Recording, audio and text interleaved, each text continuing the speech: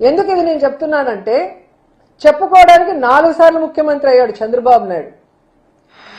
ఈ నగరి నియోజకవర్గంలో చంద్రబాబు నాయుడు హయాంలో ఉన్న ఏ ఎమ్మెల్యే కూడా వాళ్ళ అధికారంలో ఉన్నప్పుడు ఇక్కడ ఎమ్మెల్యేగా ఉన్న అపోజిషన్ లో ఉన్న బాను గాని వాళ్ళ నాన్న గాని ఈ నియోజకవర్గానికి చేసింది శూన్యం. నగరి విషయానికి ఎత్తుకోండి. నగరికి కావాల్సిన అర్బన్ హెల్త్ సెంటర్లు మొన్నటి వరకు రెంటెడ్ లో ఉన్నాయి, జగనన్న హయాంలో మేం కట్టినవి. డయాలసిస్ సెంటర్ జగనన్న ఆశీస్సులతో మేం కట్టినవి. పార్క్ మేం కట్టినది. ఎలక్ట్రిక్ క్రిమినేషన్ సెంటర్ మేం కట్టినది. టెంపుల్స్ మేం కట్టినది. పాలిటెక్నిక్ కాలేజ్ పుత్తూరులో మేం కట్టినది. షాదీ మహల్ మేం కట్టినది.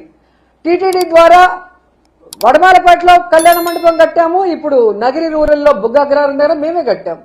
నిండ్రులో టెంపుల్ కట్టాము. సబ్ స్టేషన్ లో ఐటీ కాలేజ్ కట్టినాం. ఇలా చెప్పుకుంటూ పోతే చెప్పడానికి కొన్ని వందలు ఉన్నాయి. రైతు భరోసా కేంద్రాలు, సచివాలయాలు, అర్బన్ హెల్త్ సెంటర్లు అన్నీ కూడా చెప్పుకోవడానికి విలేజ్ క్లినిక్లతో సహా రోడ్లు, డ్రైన్లు, పేదవాడికి ఇళ్లతో సహా ఇవి మేము చేశామని గర్వంగా చెప్పడానికి, చూపించడానికి ఉన్నాయి.